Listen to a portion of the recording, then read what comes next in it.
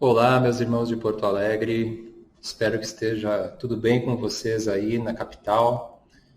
Nós aqui em Caxias estamos passando por um momento bem complicado em relação à Covid. Sei também que em Porto Alegre a situação está dramática.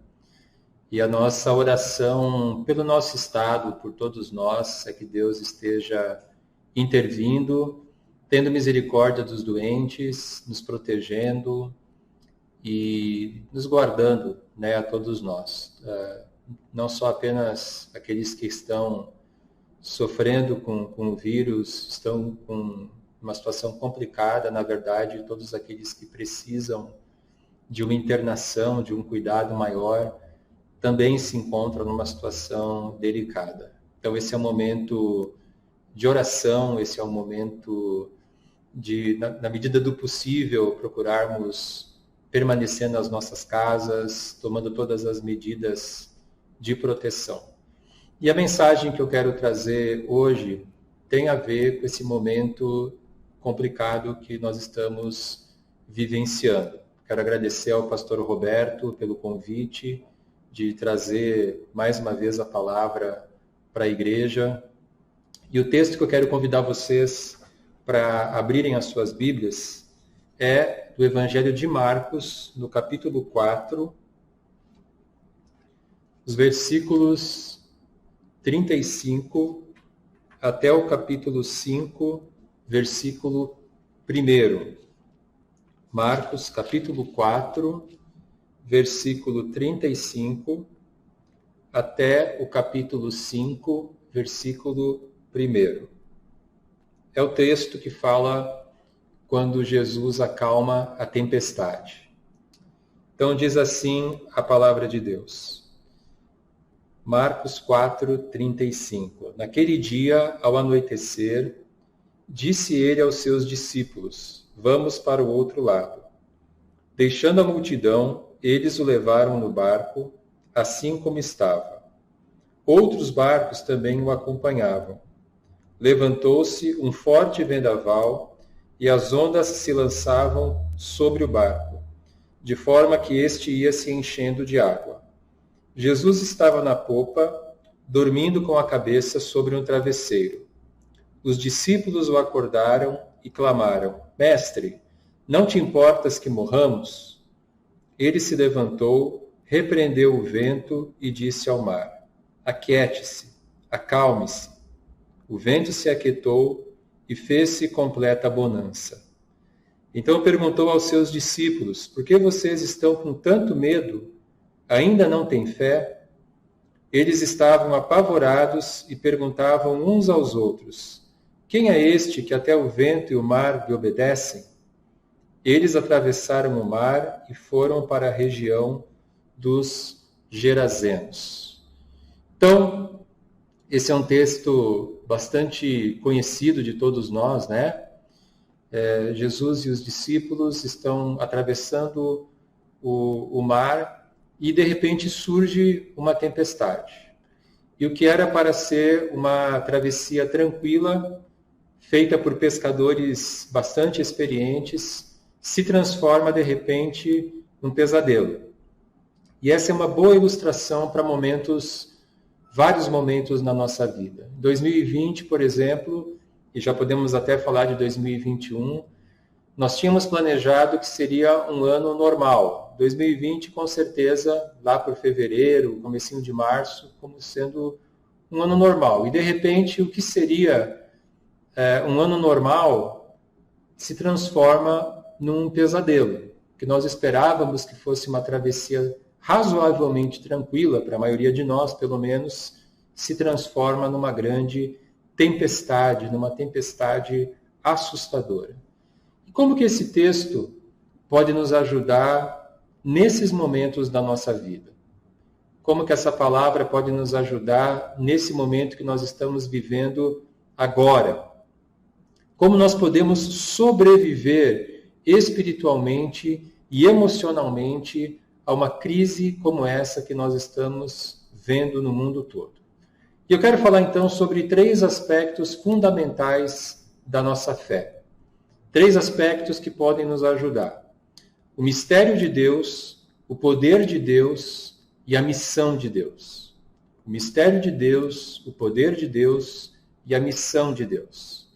Então, o mistério de Deus. esse texto ele sempre foi um desafio para os teólogos. Como explicar um Deus que estava dormindo profundamente enquanto os seus discípulos se desesperam? E alguns teólogos respondem, isso porque Deus é trindade. Jesus, como filho, estava dormindo, mas o Pai estava atento como sempre. Eu acho essa explicação uma explicação razoável. Mas essa explicação teológica, ela não altera o nosso sentimento de que muitas vezes parece que Deus está dormindo na nossa vida. Muitas vezes nós temos a sensação de que Deus dormiu no ponto, Deus se esqueceu de nós, ou de que Deus estava desatento, de que Deus estava cochilando enquanto alguma coisa séria, alguma coisa grave acontecia conosco. E os discípulos, eles chegam a dar uma bronca em Jesus aqui, né? Eles dizem, mestre, não te importa que morramos? Versículo 41 diz que eles estavam apavorados. E muitas vezes é assim que nós nos encontramos. Então esse é o mistério de Deus.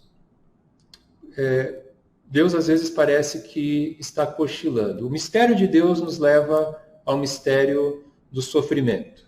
Por que Deus permite sofrimento na nossa vida? Por que Deus permite tempestades assustadoras?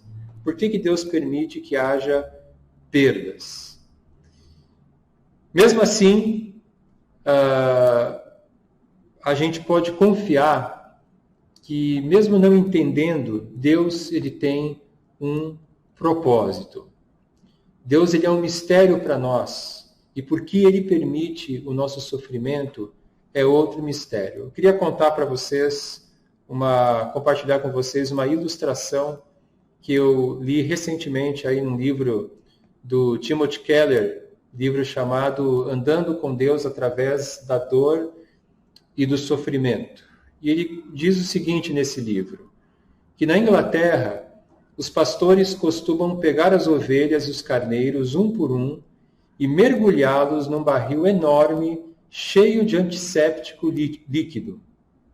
O pastor deve submergir completamente cada animal, mantendo os olhos, o nariz e as orelhas sob a superfície.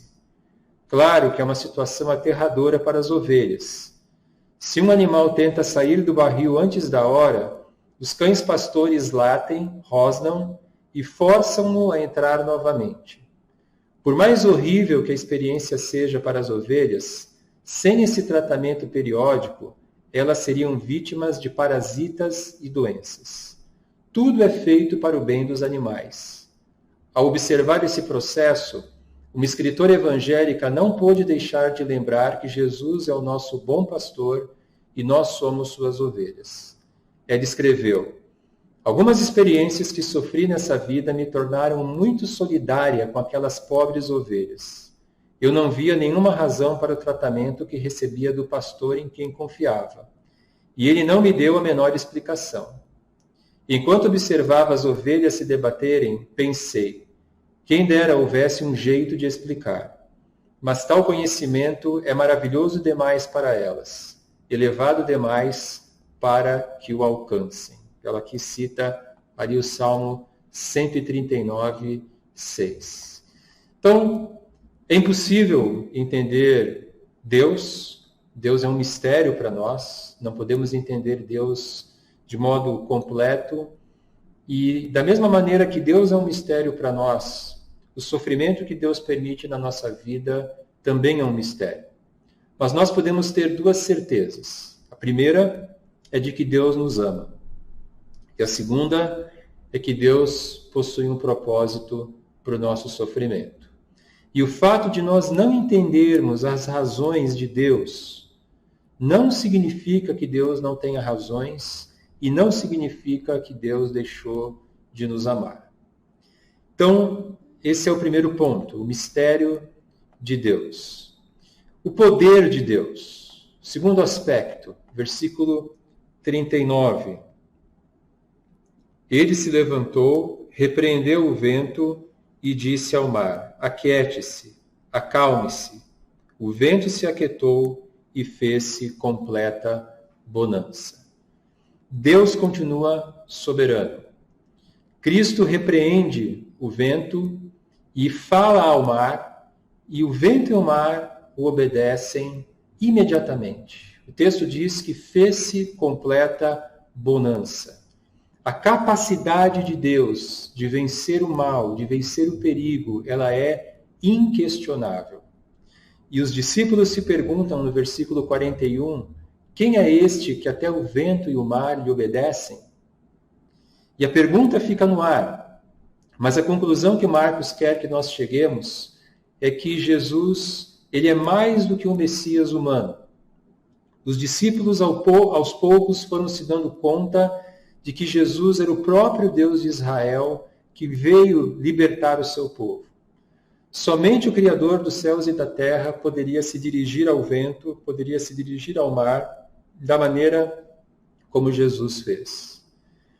Nós não entendemos por que Jesus estava dormindo durante a tempestade.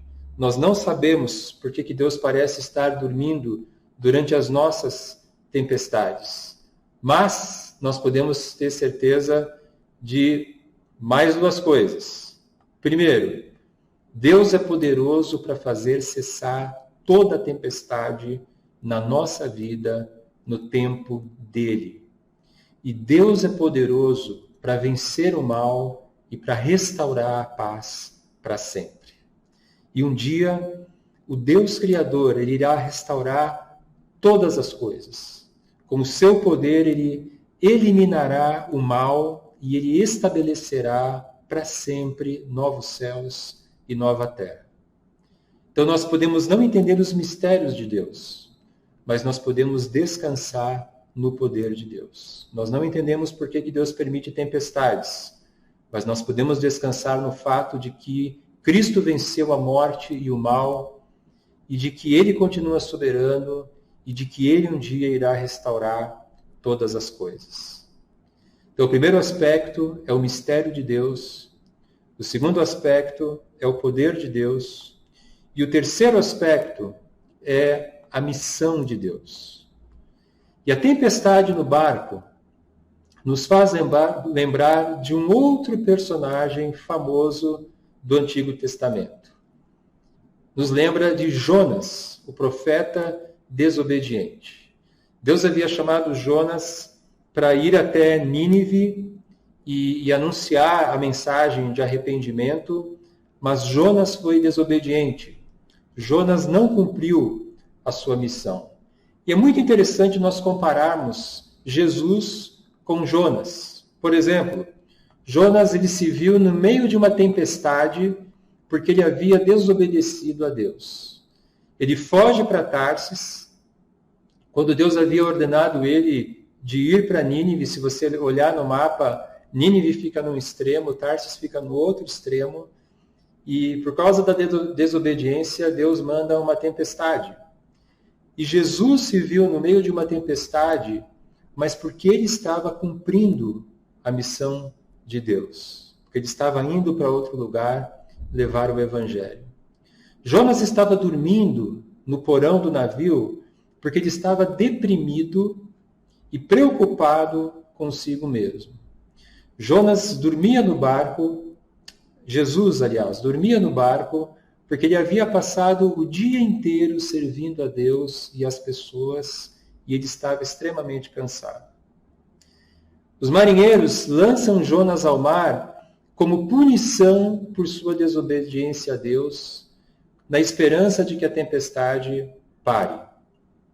Jesus ele foi crucificado como punição pelos nossos pecados, para que nós sejamos reconciliados com Deus. Então, Jonas foi punido pelo seu pecado quando ele foi atirado ao mar. Jesus, ele foi punido pelo nosso pecado quando ele foi levado à cruz. E dessa maneira, por meio da sua morte e ressurreição, nós fomos poupados da tempestade da ira de Deus sobre a nossa vida. Deus, em sua misericórdia, não permite que Jonas morra.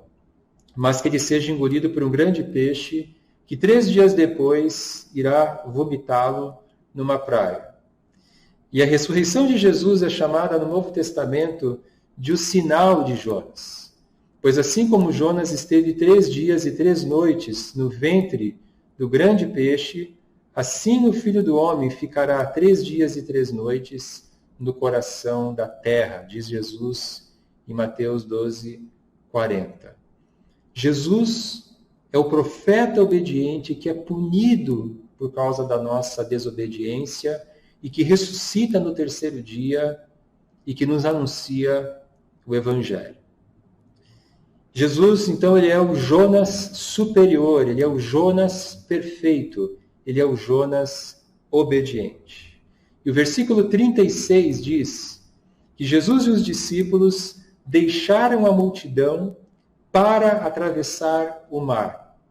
E o capítulo 5, versículo 1 de Marcos diz que eles foram para a região dos Gerazenos. Veja que a tempestade aconteceu entre o ministério de Jesus com a multidão em uma das margens e o ministério de Jesus entre os Gerazenos na outra margem. Qual é a relevância disso para nós? As tempestades da nossa vida não devem nos afastar da missão que Deus tem para nós. É muito fácil, diante dos nossos sofrimentos, nós nos voltarmos apenas para nós mesmos, nós nos esquecermos do nosso chamado e da nossa missão. Essa é uma tendência nossa quando nós estamos passando por problemas, por dificuldades.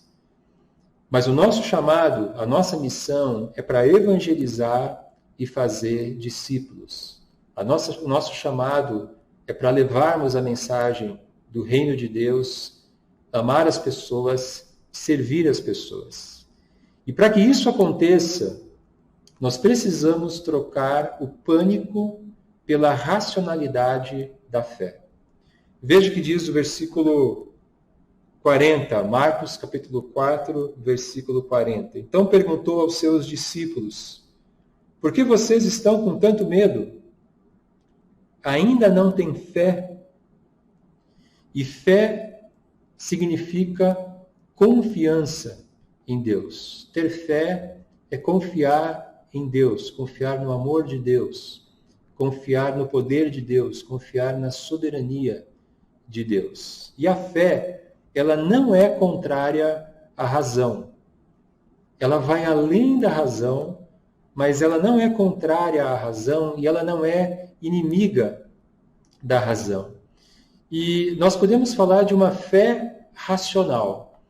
E uma fé racional, ela pensa: por que me desesperar se eu tenho um Deus soberano e que me ama? Ainda que eu não compreenda o que Deus está fazendo na minha vida, ainda que eu não compreenda por que Deus está permitindo tudo isso que está acontecendo, eu posso continuar confiando nele. Para concluir, então, nós podemos não entender os mistérios de Deus. Por que Deus permite o nosso sofrimento? Mas nós podemos confiar no poder de Deus. Deus, ele continua soberano, ele continua nos amando, ele continua tendo um propósito para as nossas vidas. E o fato de nós não entendermos por que ele permite certas coisas não significa que ele não tenha uma razão para permitir tempestades na nossa vida. E nós devemos permanecer na missão de Deus para nós. Nós não podemos permitir que essa tempestade nos distraia, nos desanime, nos afaste da missão que Deus tem para nós. A nossa missão é continuarmos adorando a Deus, continuarmos servindo a Deus, continuarmos levando o Evangelho para aqueles que ainda não conhecem o Evangelho. Então, que nós possamos ficar firmes, que nós possamos perseverar, que essa grande provação pela qual nós estamos passando, que essa grande tempestade, que nós saiamos dela mais fortalecidos na nossa fé, uma fé mais profunda no nosso Deus. Então quero convidar você para nós orarmos nesse momento, entregando novamente, mais uma vez, a nossa vida nas mãos do Senhor. Vamos orar? Obrigado, Deus, porque mesmo não entendendo o porquê das tempestades, nós podemos confiar em Ti.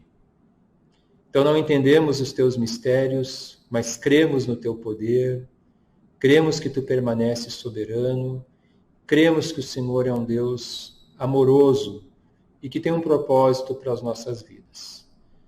A minha oração, Deus, é que nesse momento nós possamos nos aquietar na Tua presença, apesar de tudo que está acontecendo. Que nós possamos renovar a nossa confiança no Senhor. Que nós não entremos em pânico, mas que a gente possa descansar nos Teus braços. E quero pedir, Deus, que nós não nos afastemos da missão que o Senhor tem para nós. Que a gente não deixe de Te adorar, que a gente não deixe de Te buscar, que a gente não deixe de falar de Jesus para as pessoas. Muito pelo contrário, que esse seja um momento, uma oportunidade para nós compartilharmos o Evangelho. Então, fica conosco, entregamos mais uma vez nossas vidas em Tuas mãos e oramos agradecidos, em nome do Senhor Jesus. Amém. Meus queridos, mais uma vez, muito obrigado. Para mim é um privilégio estar com vocês da Aliança de Porto Alegre. Deus abençoe essa igreja, que Deus renove as forças de vocês e que esse ano de 2021 seja ainda um ano de grandes bênçãos para todos nós. Deus abençoe a vocês. Obrigado e uma boa semana.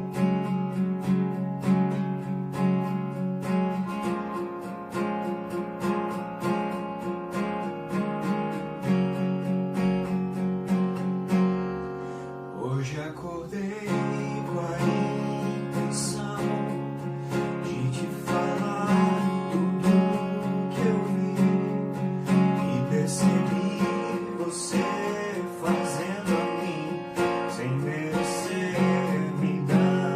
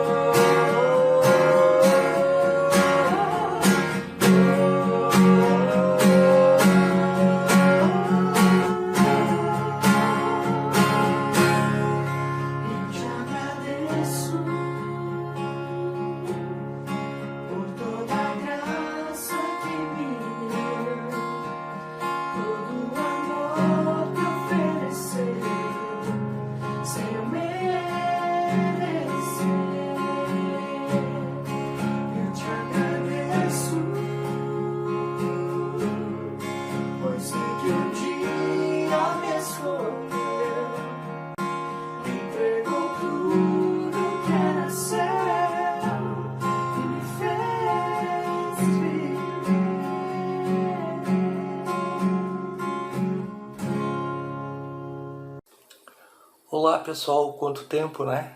E para mim é um grande privilégio poder estar aqui com vocês para mais uma ceia, né? Lembrando que é uma das ordenanças. E quais são as ordenanças que Jesus deixou? São duas, né? Uma é o batismo e a outra é a ceia do Senhor. Então hoje gostaria com muita alegria de poder celebrar a ceia, lembrando junto com os irmãos. E para isso eu gostaria de convidá-los para olharem nas suas Bíblias, tablets e iPhone, na passagem de 1 Coríntios, Paulo para os Coríntios, capítulo 11, e apenas somente 2 versículos que eu quero focar aqui, porque é o que nos interessa aqui. É o 11, o 24 e o versículo 25, que trata especificamente dessa ordenança da ceia do Senhor. Diz assim: e tendo dado graças, o partiu e disse: isto é o meu corpo que é dado por vós. Fazei isto em memória de mim. Vamos todos orar agora e agradecer porque Jesus deu o seu corpo para morrer e levar os pecados sobre a cruz. Oramos então. Querido Deus e Pai, obrigado porque em primeiro lugar Tu amou o mundo, amou a mim, amou a Cleonice e amou a cada um da Tua igreja. E, Senhor, Tu deixou o Teu céu, vieste aqui como o Rei dos Reis, te fez servo e ao ponto de morrer na cruz, porque não havia outra saída. E, Senhor, Tu fostes maltratado, Tu fostes chicoteado, Senhor, e o Teu corpo foi dilacerado e foi moído, Senhor. E sobre ele, sobre o madeiro, a cruz, Tu levou todos os meus pecados. Eu te agradeço profundamente. Eu sei que eu não merecia isso, mas Tu me amou. E como diz João 3,1, Tu me amaste até o fim. Muito obrigado. Vamos todos participar, tomando do pão, que representa o corpo de Cristo.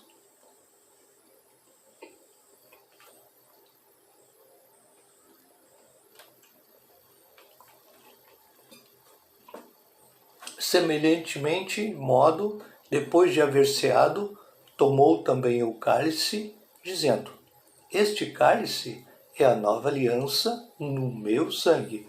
Fazei isto todas as vezes que o beberdes em memória de mim.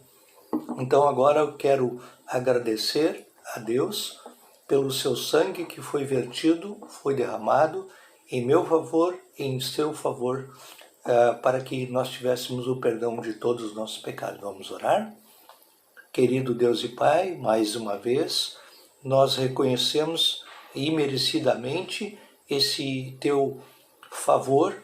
Tu deste a Tua vida, porque Tu deste o Teu sangue, e a Tua palavra diz que a vida está no sangue, porque também não havia saída. Só através desse sacrifício, que foi plenamente aceito por Ti, que os nossos pecados, as nossas culpas, meus erros foram todos perdoados, foram todos pagos. A dívida foi quitada, Senhor Jesus. Muito obrigado pelo Teu sangue e porque Tu não desceste daquela cruz. Tu me amaste e me amaste até o fim, a mim e a cada um de todos os meus irmãos. Obrigado, Senhor Jesus, mais uma vez. Amém. Até a próxima ceia, que Deus os abençoe e vamos lembrar nesse dia do sacrifício de Cristo na cruz. Tchau.